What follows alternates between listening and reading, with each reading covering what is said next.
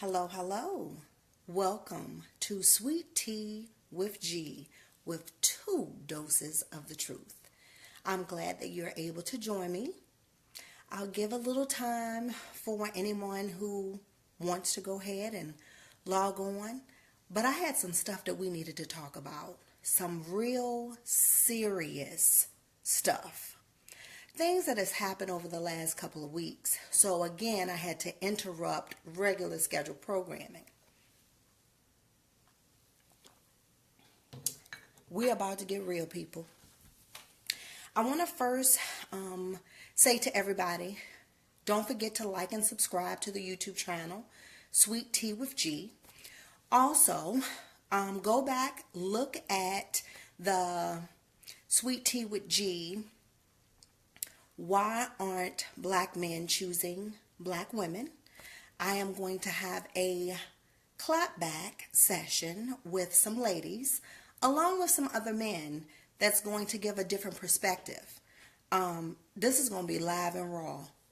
But I also want you to be able to read the comments so that you're able to kind of follow along and understand what perspective we're coming from.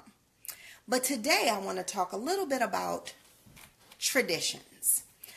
So the other week I was on Facebook and a question was posed in regard to traditions and traditional dating. And so I had to get, into a mindset of let's talk about traditions and traditional dating.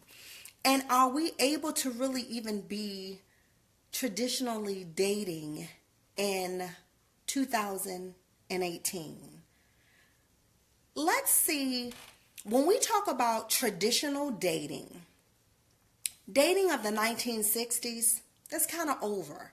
Like when men would actually court women, he may have finished college and she is just a sophomore or a freshman just out of high school and going into her college year, and he has his eye on her and she got that little thing he like, and so therefore he walks up to her, approaches her, asks her out for dinner. And then, that's when the dating kind of happens. He comes and he picks her up, maybe running out of her dorm or out of her home that she shares with her parents. And so this courtship starts. Traditional dating. Traditional dating of 2018 normally happens when I may be out on a date with some girlfriends, but most often I'm getting an inbox through Messenger. And then from there, I may be on Facebook. I may be doing some online dating. I have several pictures that people are able to see. A lot of it, especially with women, your ass is kind of turned to the camera so they can see how fat your ass is. I guess that's the criteria now. So once they see that, then, they click like, or therefore now we're talking and having conversation. I don't think the conversation goes, hey, what's your favorite color? Do you like walks in the park? At this point in time, when we're talking traditional dating, usually ends up within the first 24 to 72 hours, a dick pic. Not traditional.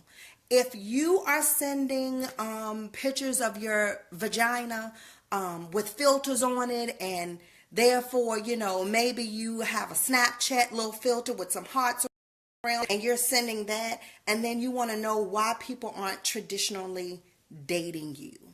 This is why. You done already let everybody see everything you got.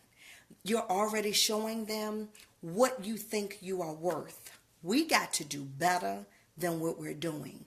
We cannot traditionally date in a society whereas now we don't know if the man that we are dating is married. I don't know if you know, but you can't date a married man. You can't date a married woman. I mean, this is the new tradition. You're not going over to the house because the baby mama, he still live with her. So where are you going to be? And then the kids are there. Or he's asking you out and you got 3 or 4 kids that you got to find babysitters for. We talking traditional? Cut it out. We got to stand in our truth. We got to understand really again what we are bringing to the table. And also what you want people to know about you. How are you going to build your worth and let this gentleman know that you are worth it, that you are the prize? You can't be the prize within 7 days. He done seen everything from the rooter to the goddamn tutor. Cut it out. And if somebody is soliciting a dick pic to you and you did not ask for it, you need to go ahead and block that nigga right then. Nah, baby, I'm not the one. This ain't what I signed up for. So set your standard, but the tradition has been broken. Another thing that we also have to take in consideration is how far are we going? We want these men to pay for everything, and I believe in chivalry. Please understand, I'm old school. At least that's what my friends tell me. But I understand and I peep game. The situation is this. If you have a real stand-up man, what I mean by a real stand-up dude is, let's think about it. The majority of men today over the age of 28 has children. He may not be married and he may not be with the mother of his kids. But the standard that you need to set is that he's taking care of his kids. So if he's taking care of his kids, he has his own place, meaning he ain't living with the baby mama or the ex-girlfriend or down in his mama's basement, which is nothing wrong if that's the arrangement that you and your mama got going on, because a lot of people will say, I ain't gonna date a man that's living with his mama, but you'll date a goddamn man that's living with his wife. Come on.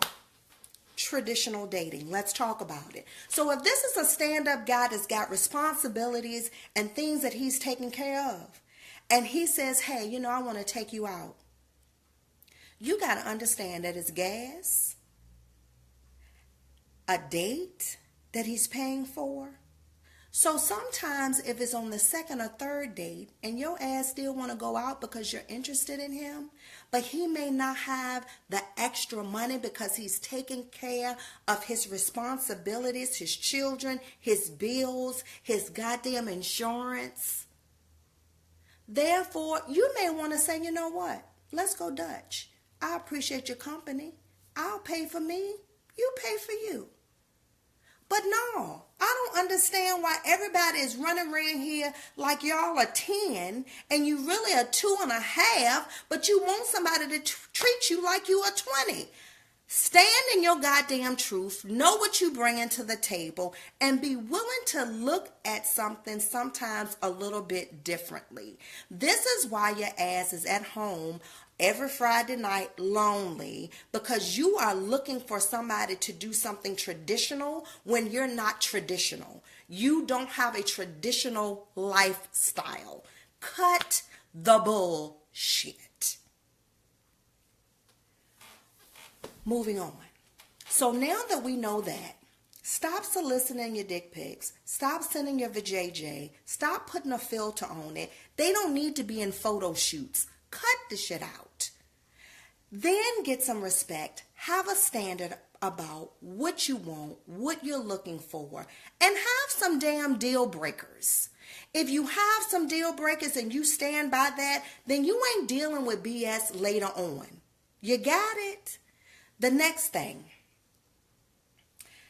Stop with all this extra stuff that we are doing. Certain things are not up to par. When I said about the 2.5 and you looking for a 10, I'm for real. Know your worth. Know what you're bringing to the table. It's nothing wrong with being a strong 5. Personality, attitude, goal, drive, a belief, a standard will get you to a damn 10. It will bring you the person that you want to have in your life. Understand that you are the prize. But again, appreciate what the other person may bring. Everybody is always talking about a provider. Let me let you know something. Paying bills is math. If you work your ass enough hours, you will pay your bills. But stop giving men an out and saying, I'm looking for somebody to provide for me. When you come home in the evening and somebody has just written a check, that means they don't have to really ask you how your day was. How can I be better for you? What would you like me to do for you? Our kids, your kids. You have actually given them an out. Stop talking about providing only being monetary. People bring more to the table into your life than money. And that goes both ways. Understand this. At the end of the day, we can come together and get these bills together.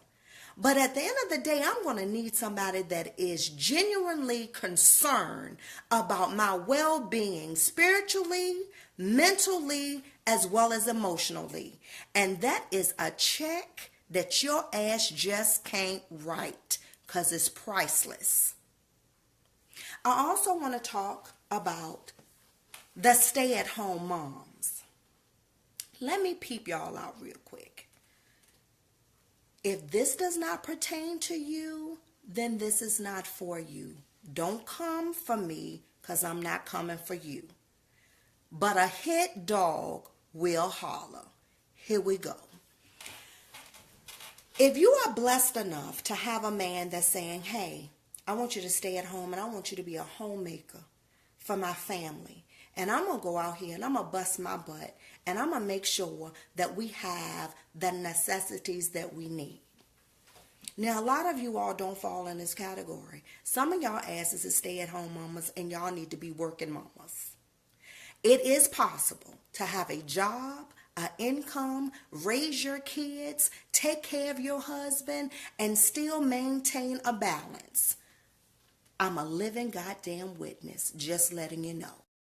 For those of you all that are at home and you are really, your household is struggling and you know that ends ain't goddamn meeting. I don't care how bad you try. He is doing everything he possibly can. And on your end, you are supposed to be taking care of the house.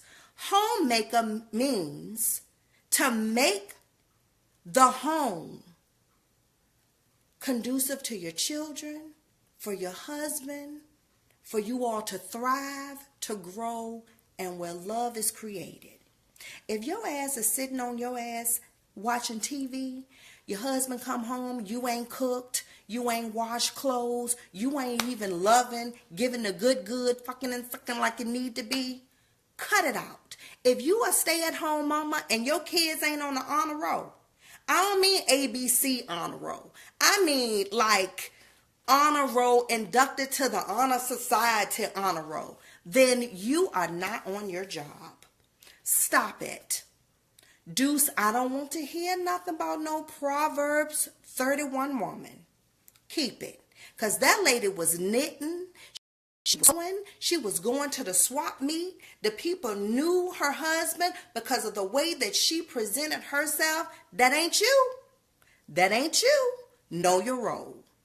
I'm telling you, if you are blessed enough to have a man that's saying, I'm going to take my family on my back, look to see where he may be falling short and pick up the goddamn slack. Cut it out.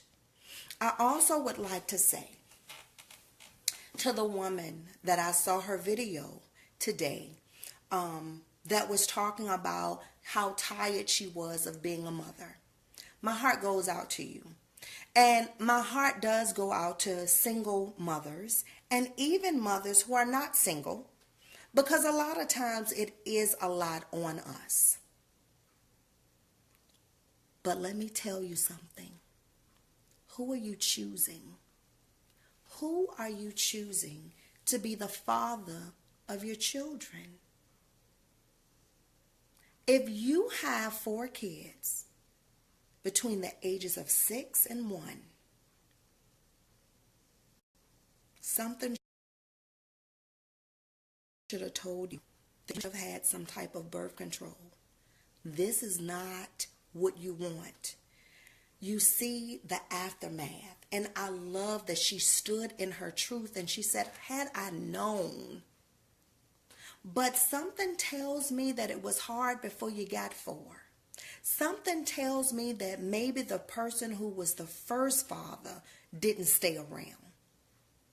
And therefore you were left alone. And then on the second child, know who you are choosing. Women, we have to take responsibilities for our life. We cannot put our life and everything in everybody else's hands. We can't. We have to take responsibilities for our life. Let me tell you something. I knew that I wanted to be a mother. But I also knew that just in case, because nothing is certain, that the 2 that I had, I was going to be able to take care of them, whether I got child support, whether he showed up, showed out, fucked up, it didn't matter. I knew that I was their mother. I had brought forth 2 children and I was going to take care of them. I knew I couldn't take care of 3. We have to stand in our truth. Stop believing the hype. Oh, I want you to have my kids. Okay, well, do you want me to have your last name? Do you want me to have your last name? Do you want to make a commitment with me that we are going to raise these children together? If that ain't the case, then we need to rethink who we laying down with. And it's not only for women. Men, every fat booty ain't a mama. Let me tell you, when you are laying down with this woman and you all are interacting on a day-to-day basis and you see maybe how she is treating her other kids and you then decide that you are going to have a baby with her, if you all don't work out, do you trust the judgment of that woman that she is going to pick another man that would be able to come and rear your daughter or your son? Do you trust her judgment enough that she's going to pick another mate that's going to lay in the bed beside her where you used to lay and your seed is in the other room? If you're not comfortable with that, then that is not the person you need to be choosing as the mother of your child. We got to start from the foundation. Because what happens is when we continue to allow life to happen to us and we are not living life and then making our own decisions, educated decisions. Now, granted, we're not all going to decide the best thing. We decide what the best situation is at the time. That's a give me. None of us have hindsight. We ain't got 20/20. We in this world to make it day by day. But we got to start being smart about the decisions that we're making. Stop just bringing children in the world when you are already overwhelmed. Because guess what? That baby is not getting all that that baby needs to be a successful child that grows up to be a successful adult. We all bring baggage. Life is going to throw you some curves you just cannot live with. It's going to be hard. It's not going to be easy. But a lot of stuff, we sign up for the bullshit. We sign up. We put on, baby mama, yeah, I want to go ahead and be that. I'm going to be that 3 times over by 3 different men. So the next man that really wants to marry me is going to have to deal with 3 kids that's not his and 3 different fathers. And if the fathers are not there, then the children are already feeling like, hey, wait a minute. What happened? Why didn't my daddy stay? Why wasn't I good enough? We got to think past the ooh and the ah. We got to think past being the jump off. We got to think past what feels good right now. We got to think past that dick pic. We got to think past 5 years from now. We got to think past what am I able to actually put into my children? Because this is what happens. At this point, we have brought a child in the world. You know, the lady had to be on Facebook Live for the daddy to even come home. What we doing? What? Man, your girl on TV. What? Yeah, she crying. Your baby got pink eye. The other one got an upper respiratory infection. Oh, let me come back home. Where were you? If you weren't at work, your ass should have been there anyway. I'm just going to go ahead and keep it real. This is what I'm talking about who you're choosing. Who are you choosing that you love enough, respect enough, that you are willing to bring forth their seed, bring forth life, and be connected to this person forever? People act like getting married. Oh, I ain't gonna get married. Oh my God, I ain't getting married. Oh, but you will lay down with somebody, bring forth life. Ain't nothing bigger than that. And you knew from jump he won't no good. You knew from jump, booty fat, head empty. This ain't a good combination. I'm just saying. Stop talking about what somebody is bringing to the table, because a lot of times ain't no damn table. The other thing that I wanted to share with you, if you know somebody that's in that situation, because this girl got friends, she should have family. I don't know inner circles, but we got to be more connected with people than we are. Sometimes we just need to pick up the phone and say, hey, I'm just checking on you. And not just your girlfriends, not just your boyfriends or what have you, but your children. Even if they are grown, pick up the phone. Stop texting everybody. People can say anything in a text. This girl was crying her heart out. She said, I've been crying for 15 minutes. She just didn't get overwhelmed that day. She been overwhelmed. But nobody is, again, everybody trying to act like, oh yeah, that's my girl, we close. People are taking their lives. People are broken. People are hurt. And not only mothers and fathers, because we are broken and hurt. But that brokenness and hurt, it goes down to our children. And they are broken and hurt. That's why I don't know if you looked at the last Sweet Tea with G, but we were talking about labels. And what I can't understand is, why do I hear all these grown people who got kids talking about the kids of the day? Them your goddamn kids. Them your kids that's shooting up the damn school. Them your kids that's robbing folk. Them your kids that then shot Pookie in the hood. Them your goddamn kids. You can blame yourself, because what you have actually done has allowed somebody just to grow. You didn't raise them. They just grew. But that's okay, because I understand this. Sometimes we don't do better until we know better. So that's the reason why I would like to have an open dialogue. I am not here claiming that I know everything. I don't. But I do know this. If we don't get it together, we are going to be a lost generation. People cannot even have conversations with each other because you're so used to texting and emailing and this fake ass life that you're living on Instagram or Facebook, and you got all these labels with your pocketbooks and your shoes, and this can't be this, and your hair done and laid and everything, but yet and still you ain't even having a dialogue with your son that's up in the room crying for help, or your daughter that's trying to figure out, hey, I need some attention, so any attention would be good. So maybe I'll go ahead and get pregnant, because then therefore I'll have somebody that's going to keep me company, or somebody that I can love because I'm not feeling love. You may get mad, but look, sometimes the truth hurt. But we have to stand in our truth in order to change it. And that's what I'm saying. There is a call out to all of us saying we got to change it, and we got to change it now. We don't have time.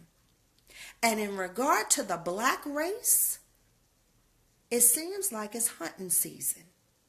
Anywhere they can get us, they getting us. Your sons and your daughters are open target. What conversation you having with them? What are you telling them? Certain things we can't change right now. But what we can do is change how we live and what we do in our own homes, our own communities. Hey, baby, you may have to present yourself a little bit better. Maybe pull your pants up a little bit, because again, it's about perception. Do I want it to be that way? Hell no. But the real truth is they look at us, they stereotype us, and they say, hey, open target, there another one. This bullet got your name on it. Then they start calling all their friends. Come on, let's start shooting. This is what is really going on. We got to do better than this. It is sad, but it's so. We are standing in the truth of today, because if we don't stand in the truth of today, there will be no tomorrow. That's the reason why I wanted to have an open dialogue. And when we speak to our black men about why they're not choosing us, I'm not mad that you're not choosing us. When you go and you read the dialogue on YouTube, for some reason it seems that I'm mad that they are not choosing us. I'm not mad. I want to know why, so that we can change it. Because I think black men are some of the best men on earth. I think they are the best men to have overcome what they have overcome and still try to, continue this fight and this rat race. And even our kings and queens that we are, it's difficult for us. I want to know how we can preserve our families, because other races are preserving theirs. Indians are preserving theirs. Hispanic are reserving theirs. Korean are preserving theirs. Chinese preserving theirs. We need to preserve us. And in order to do that, we need to find out, women, what do we need to change? Is it attitude? Am I angry? Am I angry because I'm overwhelmed because I made a decision to have 4 kids? Maybe by 4 different men, and all of them left? How can I fix my attitude? Because half of that was my decision. We got to do better. And so when I ask them, why aren't you choosing us? I am asking purely because I want us to be in the number of people who are being chosen. I want us to be able to know that we bring the best to the table, because we understand your struggle.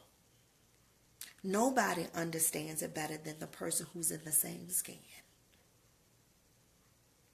If we've done something that emasculates you, then we need to go ahead and talk about that, so that we can know how to have a conversation to uplift you and build you up. Because I believe that if I uplift you and build you up, that you're going to do the same for me. Do you know how powerful we all could be? Because with that father in the home and the mother in the home, and we are building our legacy, is certain shit we ain't going to allow to happen. You should look at your family as a brand. When you see Nike, you already know what that stands for. That's how your brand should be when you see your family. Oh, is that the Harris family? Oh, I know what they about. Oh, is that the G family? Oh yeah, I know who they are. Oh, is that the Taylors? Oh, I know. Build your brand. But we got all this mess coming in and out. We don't even know what we building. We got to start from ground zero. Maybe grandma and granddaddy didn't do it. It is no excuse. It takes a village for all of us to know where we're lacking, where we are strong, so that we can only get better. So that's why I said we had some things that we needed to discuss and that we needed to talk about. Real stuff. So I'm going to tell you this. Life for any of us is not easy. We all go through. Life can change in a blink of an eye. It was times that I'm talking about you, didn't think you could make it. Remember last year this time? Or 5 years this time? 10 years ago this time? You thought you was at your wit's end and you got through it. You made it. Another day. You are here now. That tells me a whole lot about you. That you are stronger than you think.